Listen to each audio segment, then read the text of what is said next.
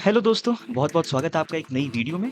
ये वीडियो काफ़ी ज़्यादा इंटरेस्टिंग होने वाली है क्योंकि इस वीडियो में हम लोग एक बहुत ही ज़्यादा इम्पोर्टेंट टॉपिक के ऊपर बात करने वाले हैं कि कैसे हम अपने मर्ज स्टैक में फ्रंट एंड और बैक एंड को कनेक्ट कर सकते हैं। सबसे ईज़ीएस्ट वे में बताने वाला हूँ इन चीज़ों को, थोड़ा थ्योरेटिकल एस्पेक्ट भी रहेगा ताकि आपकी अंडरस्टैंडिंग और भी अच्छे लेवल की हो जाए, जिससे आप चीज़ों को समझते हुए और कोड एस्पेक्ट भी साथ में देखते हुए आगे बढ़ेंगे। तो ये वीडियो काफ़ी ज़्यादा इन्फॉर्मेटिव होने वाली है, तो ईयरफ़ोन्स लगा लीजिए और अपना लैपटॉप लेके बैठ जाइए ताकि हम लोग इस सारी चीज़ों को बहुत ही डिटेल में समझ पाएँ। तो चलिए शुरू करते हैं अपनी वीडियो को।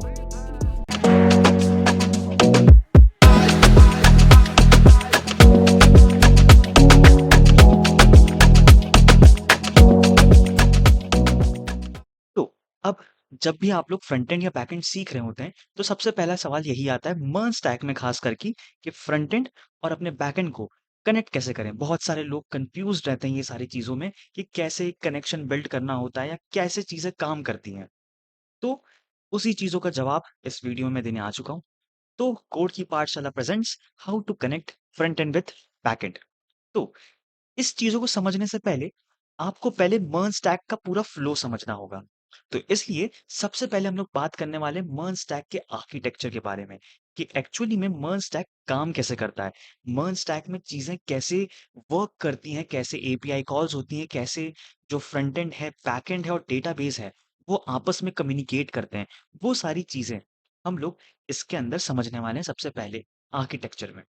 तो मैं अगर पहले बात बताऊँ, तो मर्ज स्टैक काम कैसे करता है? देखिए, मर्ज स्टैक में बेसिकली 2 चीज़ें हैं, एक क्लाइंट साइड और एक सर्वर साइड, ठीक है? मतलब हम लोग कह सकते हैं कि एक फ्रंट एंड पार्ट है और एक बैक एंड पार्ट है। अब जो बहुत ही ज़्यादा बिगिनर हैं, जिनको ज़्यादा आइडिया नहीं है, उनके लिए बता दूँ कि फ्रंट एंड बेसिकली वो पार्ट है जिससे यूज़र इंटरैक्ट करता है। मतलब अगर आप इंस्टाग्राम यूज़ कर रहे हैं, तो इंस्टाग्राम पे जो भी चीज़ें आप स्क्रॉल कर रहे हैं, जो भी चीज़ें आप देख पा रहे हैं, वो किसका पार्ट है? वो फ्रंट एंड का पार्ट है। ठीक है? मतलब हम लोग बैकएंड से इंटरैक्ट नहीं कर रहे हैं। ओके, तो बैकएंड से इंटरैक्ट कैसे करेंगे? बैकएंड से इंटरैक्ट हम लोग करेंगे फ्रंट एंड की मदद से। ओके, चलो एक और चीज़ समझ में आई कि अगर हम लोग बैकएंड से डायरेक्टली इंटरैक्ट नहीं करते हैं, हम लोग बैकएंड को फ्रंट एंड के थ्रू इंटरैक्ट करते हैं। ठीक है? क्योंकि हम लोग अगर मैं बैकएंड से इंटरैक्ट डायरेक्टली करता मतलब मुझे कोडिंग नॉलेज होनी चाहिए या एपीआईज़ के बारे में मुझे पता होना चाहिए। वो इंटरैक्शन मैं फ्रंट एंड के थ्रू करवा रहा हूँ। ओके, कैसे करवा रहे हैं? By API calls. API calls क्या है? एपीआई मैं कह सकता हूँ कि बातचीत करने का तरीका है। जैसे ये जो एचटीटीपी रिक्वेस्ट की हम लोग यहाँ बात कर रहे हैं, एचटीटीपी रिक्वेस्ट मतलब hyper text transfer protocol request. तो बेसिकली हम लोग एक रिक्वेस्ट भेजते हैं एपीआई के ज़रिए अपने सर्वर को। सर्वर कैसे बिल्ड हो रहा है? नोड.जेएस और एक्सप्रेस की मदद से। फ्रंट एंड से वो रिक्वेस्ट जाएगी सर्वर पे, सर्वर उस चीज़ को प्रोसेस करेगा। वो देखेगा कि क्या चीज़ का रिक्वेस्ट आ रही है। मान लीजिए मैं इंस्टाग्राम यूज़ कर रहा हूँ और मैंने अपने फ्रेंड की एक आईडी ओपन करी है। जैसे ही मैंने आईडी ओपन की, तो मैं चाहता हूँ उसकी पोस्ट दिख जाए। मैं कहता हूँ मान लो अमन, एक फ्रेंड है मेरा अमन, उसकी मैं सारी पोस्ट देखना चाहता हूँ। तो मैं अपने क्लाइंट से रिक्वेस्ट भेजूँगा सर्वर पे, एपीआई कॉल करूँगा बेसिकली और वो रिक्वेस्ट जब भी सर्वर पे जाएगी, अब सर्वर क्या कर रहा है? सर्वर बेसिकली हम लोग को एक एनवायरनमेंट प्रोवाइड करवा रहा है। सर्वर ही एपीआई क्रिएट कर रहा है। तो वो एपीआई को मैं कॉल करूँगा। मैंने कहा कि अमन की सारी पोस्ट लाके मुझे दे दो। तो वो रिक्वेस्ट सर्वर तक गई। सर्वर वो चीज़ों को लेके जाएगा डेटाबेस में। अब डेटाबेस क्या है? डेटाबेस बेसिकली हम लोग कह सकते हैं एक स्टोरेज है, जहाँ चीज़ें स्टोर होती हैं या मान लो एक बेसिक सा डब्बा है वो। जिसके अंदर चीज़ों को हम लोग डाल सकते हैं। जब भी जाना चाहे हम लोग उसमें सेव करना चाहें, हम लोग सेव कर सकते हैं और जब भी मैं निकालना चाहूँ, मैं उसमें से जाके निकाल लूँगा। अब देखो मैंने कहा जाके निकाल लूँगा। इसका मतलब डेटाबेस खुद से कोई भी चीज़ नहीं करता है। जो भी काम करवाना होगा, वो ये सर्वर ही करेगा। वो जाएगा डेटाबेस में चीज़ों को रखेगा और डेटाबेस से जब भी चीज़ें मिलेंगी, वो सर्वर हम लोग के पास लाके क्लाइंट पे भेजेगा। तो मैंने रिक्वेस्ट की, एचटीटीपी रिक्वेस्ट भेजी सर्वर पे कि भाई मुझे अमन की सारी पोस्ट दे दो। ठीक है? वो जाएगा डेटाबेस में ढूँढेगा कि क्या अमन की कोई पोस्ट है भी और वो पोस्ट जो-जो पोस्ट अमन ने कर रखी होगी, वो डेटा लेके आएगा सर्वर पे। ठीक है? और सर्वर हम लोग को एज़ अ एपीआई रिस्पॉन्स उसको वापस फ्रंट एंड पे भेज देगा। तो ये होता है पूरा मर्ज स्टैक का फ्लो कि कैसे हम लोग फ्रंट एंड से सर्वर तक रिक्वेस्ट भेजते हैं, सर्वर उसको और आगे भेजता है अपने डेटाबेस के पास, डेटाबेस में से चीज़ों को ढूँढता है और वापस से एज़ अ रिस्पॉन्स हम लोग फ्रंट एंड पे भेज देते हैं। तभी जैसे ही मैं किसी आईडी को क्लिक करता हूँ, उस आईडी की पूरी डिटेल मतलब उस आईडी की जितनी भी पोस्ट होंगी, जितने भी फॉलोवर्स होंगे, वो सारी इन्फॉर्मेशंस मैं देख सकता हूँ। मर्न स्टैक कुछ ऐसे काम कर रहा है, ठीक है? तो एक फ्लो तो समझ में आ गया कि मर्न स्टैक काम कैसे कर रहा है, ठीक-ठाक फ्लो के बारे में आपको पता चल गया होगा। अब अगर मैं आगे बढ़ूँ, तो हम लोग को बात करनी होती है कि प्रॉब्लम क्या है? कि ये वीडियो मैं बना ही क्यों रहा हूँ? आपने इस टॉपिक के ऊपर वीडियो कोई दूसरे स्टैक में जल्दी नहीं देखी होगी। जैसे लारावेल हो गया, पीएचपी हो गया, उसमें ये सारी चीज़ें हम लोग नहीं देखते ज़्यादा। क्यों? क्योंकि उसमें ये प्रॉब्लम ही नहीं होती है। प्रॉब्लम कह सकते हैं कि हाँ, ये प्रॉब्लम है, बट इतनी बड़ी भी प्रॉब्लम नहीं है। अब देखो, प्रॉब्लम बेसिकली समझते हैं पहले क्या होता है। देखो मैंने एक रिएक्ट ऐप क्रिएट किया, वीट की मदद से या क्रिएट रिएक्ट ऐप, उससे कोई मैटर नहीं करता, जो भी आप बनाना चाहें उससे बना लीजिए। आप जब भी एक ऐप बनाते हैं, वीट से बना रहे हैं मान लीजिए, तो जब भी उसको रन करेंगे npm run dev कमांड जब भी आप रन करेंगे, तो आपको एक यूआरएल मिलेगा, जो कि ऐसा कुछ दिखता है http localhost 5173। ठीक है? जैसे ही आप उसको ब्राउज़र पे ओपन करते हो तो आपको अपने रिएक्ट का ऐप दिख जाता है। ठीक है? ये चीज़ तो हमको पता है भाई। आप आगे क्या बताना चाह रहे हैं? ठीक है, चलो मैंने अभी बताया कि एक वीट ऐप हम लोगों ने सेटअप कर लिया। ठीक है? जब बात आती है बैकएंड की, तो नोड.जेएस और एक्सप्रेस की मदद से हम लोग बैकएंड सर्वर को बिल्ड करते हैं। हाँ, बिल्कुल करते हैं। उसको भी एक्सप्रेस से हम लोग पहले एक्सप्रेस को रिक्वायर करते हैं, फिर ऐप.लिसन से हम लोग पोर्ट नंबर डाल के उस एक्सप्रेस ऐप को स्टार्ट करते हैं, मतलब बेसिकली अपने सर्वर को स्टार्ट करते हैं। हाँ भाई, बिल्कुल करते हैं। तो वो भी एक अपने पोर्ट पे चलता है। मान लीजिए मैंने उसको ऐप.लिसन में 3000 पोर्ट दे दिया था, तो वो लोकल होस्ट 3000 पे चल रहा है। अब यही चीज़ तो मेन प्रॉब्लम है। ये चल रहा है 5173 पे, ये चल रहा है 3000 पे। इसका ओरिजिन अलग है और बैकएंड का ओरिजिन अलग है। अब ये ओरिजिन वर्ड्स को बहुत ही ज़्यादा दिमाग में बैठा लेना। क्यों?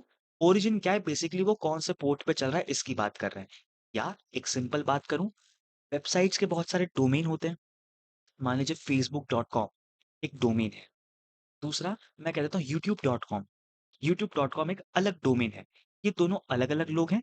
मतलब वही सिमिलर चीज़ जब हम लोग लोकल में काम करते हैं, तो लोकल होस्ट 5173 एक अलग चीज़ है और लोकल होस्ट 3000 एक अलग चीज़ है।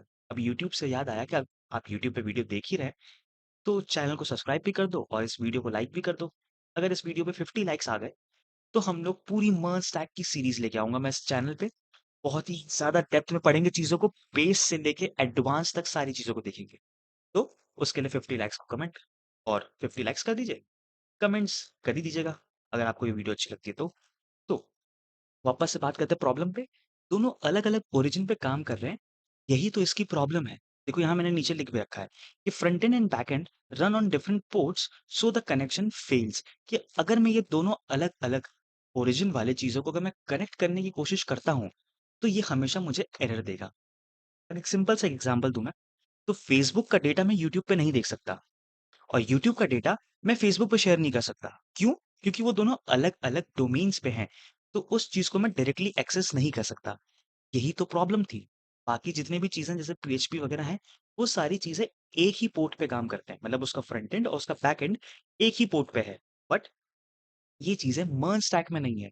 नेक्स्ट जेएस में ये चीज़ नहीं है। नेक्स्ट जेएस में भी बैक एंड और जो फ्रंट एंड है वो एक ही पोर्ट पे काम कर रहा है। तो उसमें चीज़ें अलग वे में काम करती हैं। बट मर्ज स्टैक में दोनों अलग-अलग काम कर रहे हैं। इस वजह से ये वीडियो बन रही है और इस वजह से लोगों को प्रॉब्लम फेस करनी पड़ती है। ठीक है? अब प्रॉब्लम की बात कर ली। So what is the solution now? तो अगर सॉल्यूशन की बात करें तो सॉल्यूशन बहुत ही ज़्यादा ईज़ी है। सॉल्यूशन के नाम पे आपको 2 चीज़ें करनी है। पहला कि जब मैं कनेक्ट करना चाह रहा हूँ बैकएंड से, तो मैं बैकएंड से बात करना चाह रहा हूँ। बिल्कुल, हाँ, अगर मैं कनेक्शन वहाँ चाह रहा हूँ, तो इसका मतलब मैं बैकएंड से बात करना चाह रहा हूँ।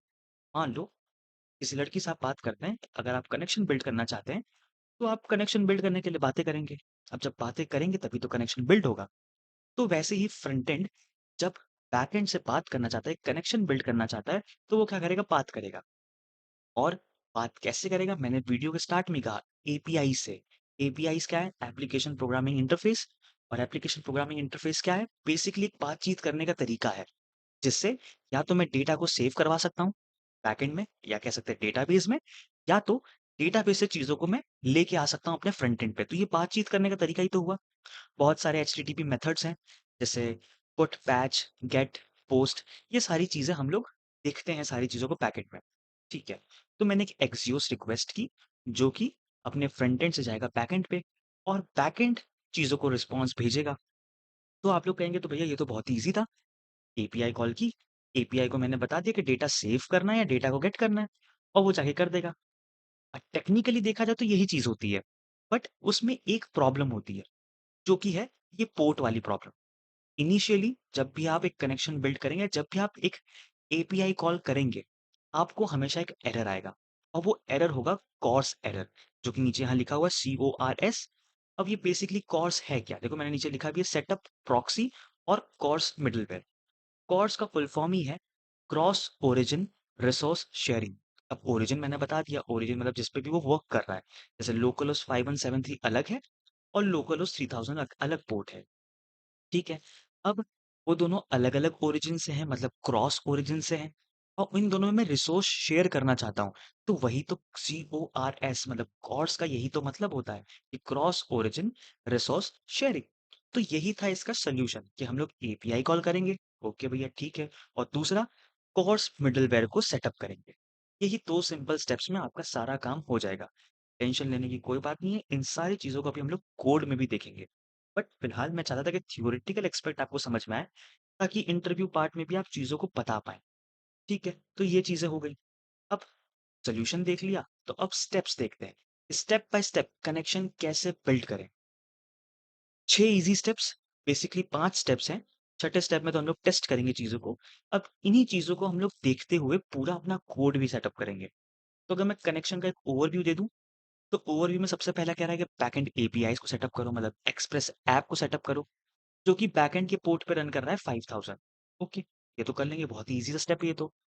फिर बोला फ्रंट एंड सेटअप कर लो जो 5173 पे रन कर रहा है। ओके, ये भी बहुत ईज़ी है, बीट ऐप सेटअप कर लेंगे और क्या दिक्कत है। फिर कह रहा है कि कॉल एपीआई यूजिंग एक्सियोस और फेच, जो भी आप यूज़ करना चाहें उस चीज़ का यूज़ करके एपीआई कॉल करेंगे। ठीक है, फिर बोलता है कि फिक्स कॉर्स एरर। अब देखिए ये स्टेप बाय स्टेप कनेक्शन में अगर इसको भी मैं ओरली समझाऊँगा तो थोड़ा-सा बोरिंग हो जाएँगी चीज़ें।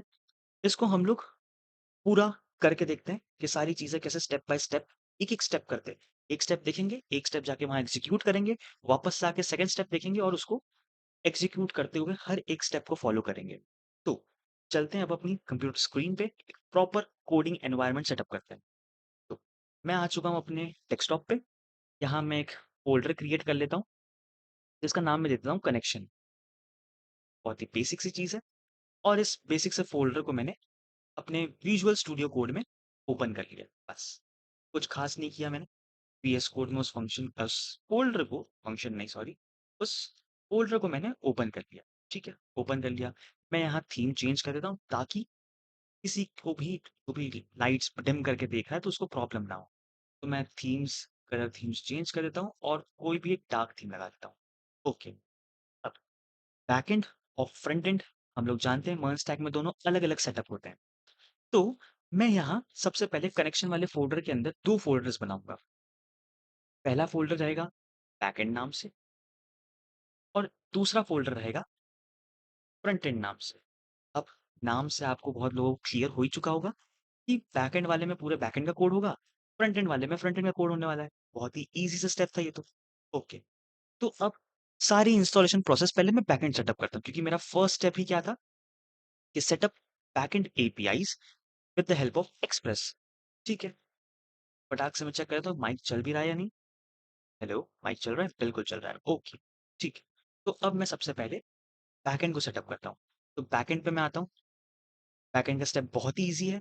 सबसे पहले एक फ़ोल्डर बना लूँगा, सॉरी एक फ़ाइल बना लूँगा index.js नाम से और उसके बाद टर्मिनल ओपन कर लूँगा, कंट्रोल प्लस बैकटिक। अब कंट्रोल प्लस बैकटिक जो है वो सिंपली एस्केप की के नीचे है। कंट्रोल प्लस बैकटिक से भी हम लोग टर्मिनल ओपन कर सकते हैं। या तो मैं चाहूँ तो यहाँ 3 डॉट पे क्लिक करके टर्मिनल और न्यू टर्मिनल पे क्लिक कर सकता हूँ। ये भी एक तरीका है। चलो, ठीक है। तो अब मैंने देखो टर्मिनल ओपन कर रखा है।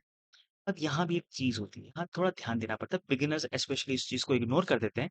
यहाँ अगर मैं पाथ देखूँ, सी के अंदर यूज़र, यूज़र के अंदर एचपी, फिर डेस्कटॉप के अंदर कनेक्शन और कनेक्शन अभी हम लोग ने देखा, कनेक्शन तो हम लोग के मेन फ़ोल्डर का नाम है।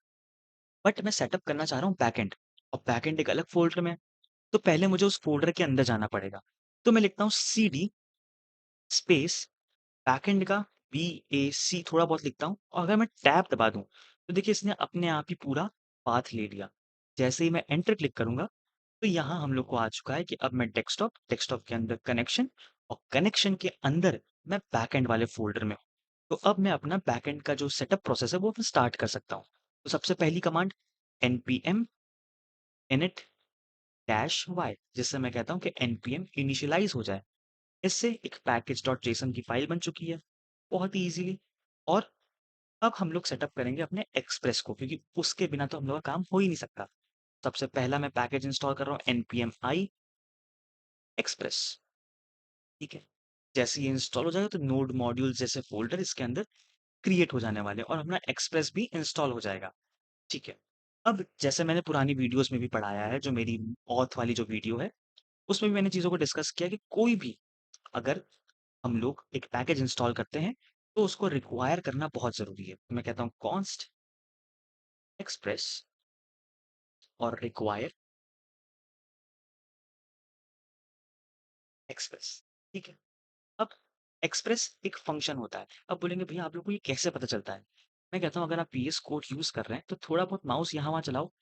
माउस लेके जाऊँ, देखो मैं एक्सप्रेस पे जाके अगर होवर करता हूँ, तो देखिए नीचे लिखा है, it creates an express application, the express parenthesis function is the top level function exported by express module.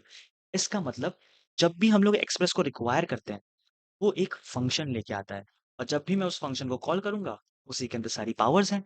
मैं कहता हूँ कि एक्सप्रेस फंक्शन को कॉल कर दो और इसकी सारी पावर्स ऐप नाम के वेरिएबल में ट्रांसफ़र कर दो। अब ऐप के पास फुल पावर है कि वो एक एपीआईज़ क्रिएट कर सकता है और वो अपने सर्वर को स्टार्ट भी कर सकता है। पहले मैं बहुत ही बेसिक सा एपीआई राउट बना देता हूँ। मैं कहता हूँ ऐप के पास पावर, तो ऐप डॉट गेट मेथड का यूज़ करूँगा। जैसा मैंने बात किया था कि एपीआईज़ के बहुत सारे मेथड होते हैं। Get, post, put, patch, delete, ये 5 तरीके होते हैं। अगर इसके ऊपर आपको वीडियो चाहिए तो कमेंट में बता देना कि इसके ऊपर वीडियो चाहिए या नहीं चाहिए, हम लोग पूरा डेप्थ में उसके ऊपर भी वीडियो ले आएँगे। ठीक है। तो गेट मेथड सबसे पहले सिंगल कोट्स, मैं कहता हूँ स्लैश पे, बेसिकली अपना वही है। मैं कहता हूँ स्लैश टेस्ट, एक टेस्ट राउट क्रिएट करूँगा, कॉमा, अब ये एक फंक्शन एक्सेप्ट करता है, एनोनिमस फंक्शन जिसका कोई भी नाम नहीं होगा। इस फंक्शन के अंदर 2 चीज़ें होती हैं, रिक्वेस्ट कॉमा रिस्पॉन्स, और रिस्पॉन्स में मैं भेज दूँगा सिंपल सा response dot send A from code पाठशाला। ठीक है, चलो इतना पार्ट मैंने कर दिया। एक एपीआई बना ली मैंने बेसिक सी, और अब मैं कहता हूँ इस सर्वर को स्टार्ट कर लेता हूँ। तो मैं कहूँगा ऐप डॉट लिसन और इसको मैं पोर्ट दे दूँगा। अब पोर्ट कौन-सा देंगे, वो भी आ जाता है अपने स्क्रीन पे। Run backend on port 5000। अब देखिए, मैंने उस स्लाइड्स के हिसाब से कर रहा हूँ, तो मैं उस स्लाइड्स के पोर्ट्स दे रहा हूँ। आप लोग चाहें तो कोई भी पोर्ट दे सकते हैं। मैं कॉमा लगा के यहाँ एक फंक्शन रन करा लूँगा, जिसमें मैं कुछ छोटा-सा मैसेज प्रिंट करवाना चाहूँगा, ताकि हम लोग को पता चल जाए कि हाँ, सर्वर रन कर भी रहा है या नहीं रन कर रहा है। Console dot log server run हो रहा है, ठीक है। बहुत ही बेसिक सा हम लोग ने एक सेटअप कर लिया है। स्टार्ट करने के लिए npx nodemon, अपनी मेन फाइल का नाम index.js। अब नोडेमॉन से स्टार्ट करने से पहले आपको नोडेमॉन इंस्टॉल करना बहुत ज़रूरी है। तो नोडेमॉन इंस्टॉल कर लेना और सर्वर स्टार्ट कर लेना। देखो लिख के भी आ रहा है सर्वर रन हो रहा है। ठीक है, मतलब अपना 2 स्टेप्स कंप्लीट हो चुके हैं। थर्ड स्टेप क्या है? Run front end on port 5173। इसका मतलब मुझे फ्रंट एंड सेटअप करना है। ओके, यहाँ इसको हम लोग चलने देते हैं। अब मैं कह रहा हूँ फ्रंट एंड पे मुझे काम करना है। तो फ्रंट एंड अपना एक फ़ोल्डर है, उसमें कैसे जाएँगे? तो अब मैं कहूँगा कि अगर मैं इसको बंद कर दूँ, सीडी अगर फ्रंट एंड कर दूँगा, तब तो ये सर्वर बैकएंड बंद हो जाएगा। तो अब ये तो प्रॉब्लम है भैया, तो कैसे करें? देखो यहाँ साइड में नोड बैकएंड दिख रहा है, उसके बाद एक प्लस का सिंबल बन रहा है। अगर इस पे देखो होवर करो, तो देखो लिख के भी आ रहा है न्यू टर्मिनल। मैं इस प्लस पे क्लिक करूँगा, तो एक फ्रेश टर्मिनल हम लोग को मिल चुका है। मैं इसके ऊपर वाले पे क्लिक करूँ, तो देखो यहाँ सर्वर चल रहा है और नेक्स्ट वाले पे हम लोग को एक फ्रेश टर्मिनल मिल चुका है। तो अब मैं जाऊँगा फ्रंट एंड वाले फ़ोल्डर में, तो मैं कहूँगा सीडी फ्रंट एंड, टैब दबा दूँगा, पूरा नाम आ जाएगा, एंटर दबाया, अब वो फ्रंट एंड नाम के फ़ोल्डर में आ चुका हूँ। अब मैं अपने ग्रीट ऐप को सेटअप करूँगा, बहुत ही basic command, npm create repeat @latest space dot, ताकि मैं चाहता हूँ वो सारी चीजें उसी के अंदर आ जाए। मैं एंटर क्लिक करूंगा और एंटर पे क्लिक करते ही वो मुझसे फ्रेमवर्क पूछेगा। Select the framework, react, variant, JavaScript, और 2 कमांड्स जो आगे रन करनी है वो हम लोग रन करेंगे। सबसे पहले हम लोग अपनी पहली कमांड रन करते हैं, npm i, या npm install भी लिख सकता हूँ मैं, कोई फ़र्क नहीं पड़ता। npm i करने से हम लोग का सारा चीज़ें नोड मॉड्यूल्स इसमें भी आ जाएँगी चीज़ें, और इसके बाद की कमांड तो आप लोग जानती हैं, npm run dev। तो ये जैसे ही इंस्टॉल हो जाता है, हम लोग npm run dev वाली कमांड रन करेंगे। इसके बाद का स्टेप देखते हैं, तब तक जब तक ये इंस्टॉल हो रहा है, उसके बाद वाला स्टेप पे नज़र मार लेते हैं। इसके बाद वाला स्टेप है कॉल एपीआई यूजिंग एक्सियो। अब देखिए एपीआई तो हम लोगों ने अपने बैकएंड पे बना ली थी, उसी को यूज़ करेंगे।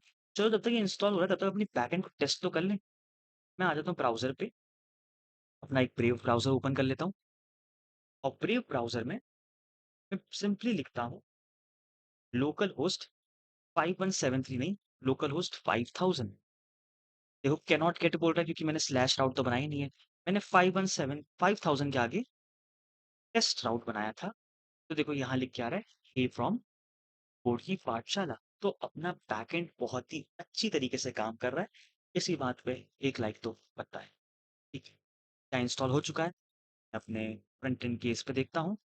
हाँ, चीज़ें इंस्टॉल हो चुकी है। अब अपना command npm run dev, okay, npm run dev भी कर दिया मैंने। ठीक है, ये लोकल होस्ट 5173 पे बोल रहा है, तो यही तो हम लोग का टास्क था। तो लोकल होस्ट 5173, और काफ़ी ज़्यादा ज़ूम इन है, तो मैं इसको ज़ूम आउट करता हूँ।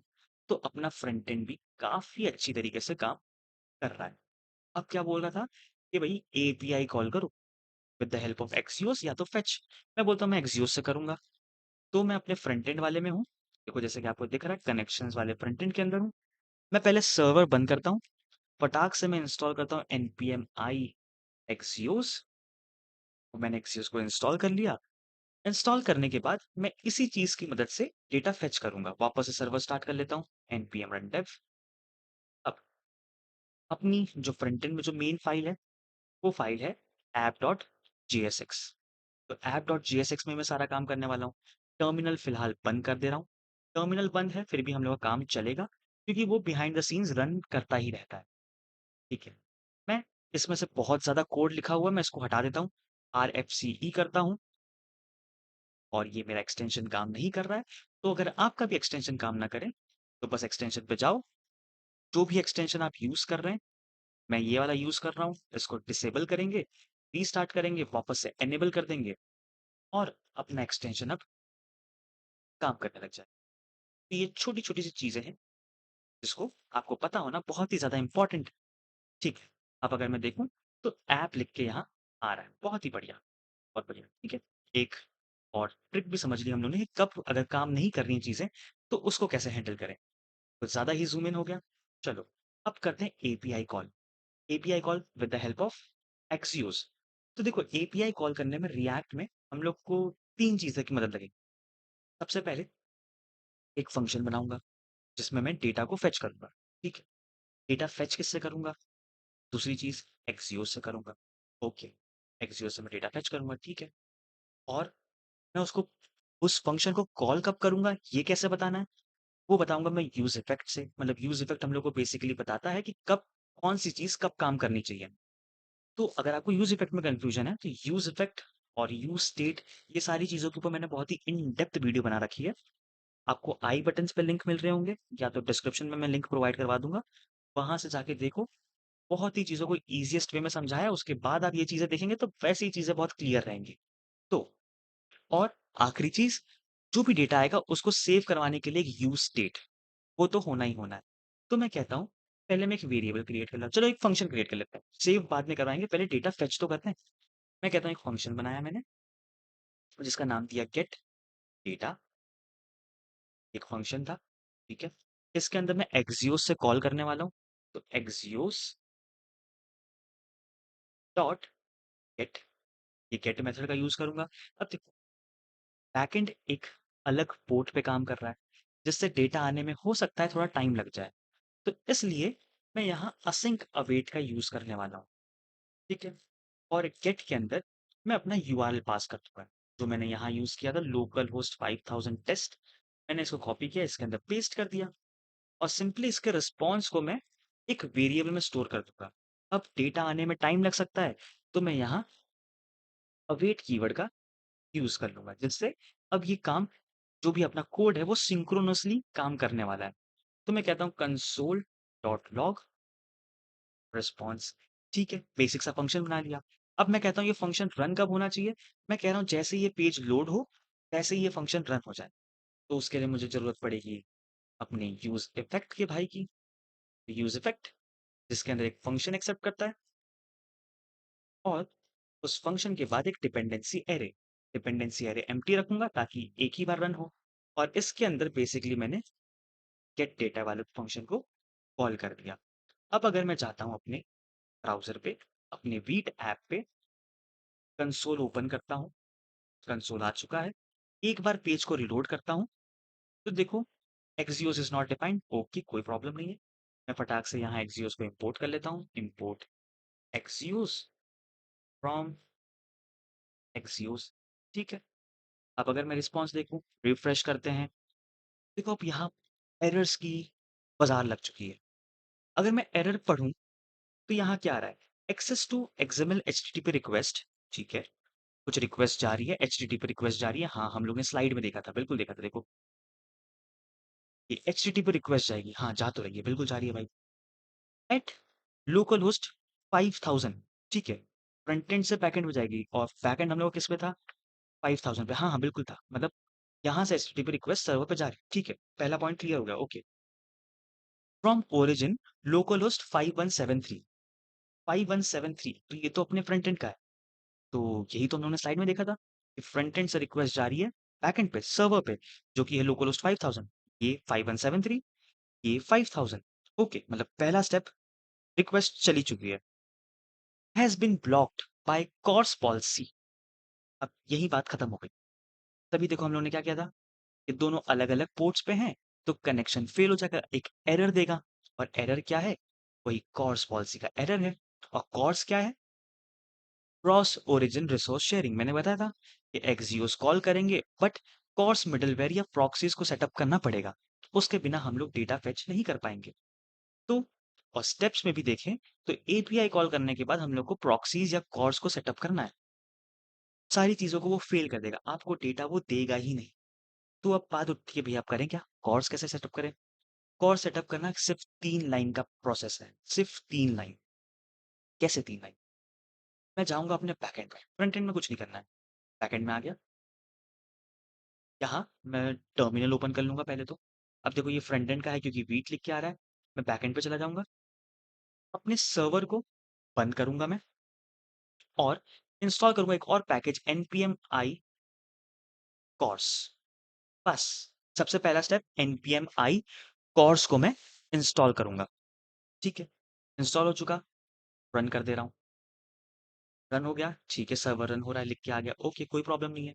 सेकंड स्टेप जो यूनिवर्सल स्टेप है, कोई भी अगर आप पैकेज को इंस्टॉल कर रहे हैं तो उसको रिक्वायर करना बहुत ज़रूरी है। मैं कहता हूँ course is equals to require और यहाँ लिख देता हूँ सिंगल कोट्स में course, ठीक है। Third step and the final step, app dot use में एक मिडलवेयर की तरह काम करता है। अब मिडलवेयर बेसिकली क्या है? मैंने भी रिक्वेस्ट भेजी लोकल होस्ट 5000/टेस्ट पे, मतलब इस पे रिक्वेस्ट भेजी। मिडलवेयर क्या होता है? इस राउट तक पहुंचने से पहले वो कुछ चीज़ों को चेक करता है। वो यहाँ चीज़ों को चेक करेगा। अब अगर मैं एरर भी देखूँ, देखो यहाँ लिखा है कि access control allow origin header is present on the request. देखो नो, सॉरी आगे का नो मैं पढ़ना भूल गया। No access control allow origin header is present, मतलब कोई भी ऐसा हेडर में चीजों को प्रोवाइड नहीं करवाई गई है जिससे वो डेटा भेज पाए। तो उस चीज के लिए मैं बेसिकली ऐप डॉट यूज में कॉर्स को कॉल कर लूंगा। अब होगा क्या? मैंने मान लो लोकल होस्ट 5000/टेस्ट पे एक रिक्वेस्ट भेजी। वो रिक्वेस्ट इस पे आने से पहले वो रिक्वेस्ट इस पे जाएगी और ये जो कॉर्स जो इसके अंदर रन कर रहा है, वो जो ये अपना एरर था एक्सेस कंट्रोल अलाउ ओरिजिन, इसकी परमिशन वो दे देगा। और जैसे ही परमिशन उसको मिल जाएगी, इसका मतलब इसका डेटा मैं एक्सेस कर सकता हूँ। अब मैं इसको बस वापस से रिफ्रेश करूँगा, देखो फ्रंट एंड के कोड में मैंने कोई भी चेंज नहीं किया। अगर आपको मैं दिखा भी दूँ तो app.jsx कोई चेंज नहीं है, सेम कोड है। मैं वेबसाइट को रिफ्रेश करूँगा और देखो अब मुझे डेटा मिल रहा है। ये डेटा के अंदर हे फ्रॉम कोड की पाठशाला, और देखो यही तो हम लोग ने बैकएंड से भेजा था, हे फ्रॉम कोड की पाठशाला। अब अगर मैं रिस्पॉन्स डॉट डेटा कर दूँ, तो मुझे एग्ज़ैक्टली वही मैसेज मिलने वाला है। देखो हे फ्रॉम कोड की पाठशाला। अब मैं क्या करूँगा, इसको मैं एक यूज़ स्टेट में सेव कर लेता हूँ। एक const data comma set data, और इसको यूज़ स्टेट में फिलहाल नल रखता हूँ, और मैं कहूँगा जैसे ही इसका रिस्पॉन्स आ जाए, तो सेट डेटा के अंदर रिस्पॉन्स डॉट डेटा सेव कर दिया मैंने। ओके, बहुत ही चीज़ें बेहतरीन काम कर रही है। अब मैं क्या कहूँगा, अब मुझे इसको शो भी करवाना होगा। तो मैं कहता हूँ डिफ के अंदर मैंने एक h1 लिया, और इसके अंदर मैं उस डेटा को शो करवाना चाहता हूँ। तो यहाँ मुझे थोड़ी कंडीशनल रेंडरिंग करवानी पड़ेगी। मैं कहता हूँ पहले JSX वाले ब्रैकेट लगाए। मैं कहता हूँ जब तक डेटा ना आ जाए, डेटा एंड ऑपरेटर, जब तक डेटा ना आ जाए, डेटा को प्रिंट मत करवाना। मतलब एंड ऑपरेटर क्या होता है कि दोनों वैल्यूज़ ट्रू होनी चाहिए। अगर वो पहली वैल्यू ट्रू है और नेक्स्ट वैल्यू भी ट्रू है, तो वो प्रिंट करेगा नेक्स्ट वैल्यू को, जो कि सेकंड नंबर पे बैठी होती है। तो अगर डेटा होगा तो इसकी वैल्यू ट्रू होगी, तो वो डेटा को प्रिंट करवा देगा। अब अगर मैं आउटपुट देखूँ, रिफ्रेश करता हूँ, देखो अपने ब्राउज़र पे भी लिख के आ रहा है हे फ्रॉम कोड की पाठशाला। तो देखो कितना ईज़ी था। बस हम लोग ने एपीआई कॉल की, बैकएंड में कॉर्स को सेटअप कर दिया, अपना front end and backend communicate कर रहे हैं काफ़ी ईज़िली, और जैसे आप चाहें उसको कम्युनिकेट करवा सकते हैं। तो देखा आपने कितना ईज़ी था। ये टॉपिक बहुत ही बिगिनर्स के कन्फ्यूजन में रहता है। तो इस वीडियो के बाद मुझे लगता है आपको कोई कन्फ्यूजन नहीं रह जाएगी। तो अगर आपको ये वीडियो अच्छी लगी हो, तो कमेंट करें, लाइक करें और सब्सक्राइब भी ज़रूर करें, और अपने फ्रेंड के साथ इसको शेयर करें, ताकि उनको भी ये चीज़ें नई-नई सीखने मिले। और चैनल को सब्सक्राइब करेंगे तो मुझे भी मोटिवेशन मिलेगी और ऐसी ही वीडियोज़ बनाने के लिए। तब तक के लिए कोड करते रहिए, मिलता हूँ आपको नेक्स्ट वीडियो में, और तब तक 50 लाइक्स का जो टारगेट था उसको भी पूरा करवा दीजिए, ताकि मर्ज टैग की पूरी प्लेलिस्ट स्टार्ट हो जाए इस चैनल पे। तब तक के लिए मिलता हूँ आपको नेक्स्ट वीडियो में। Good bye.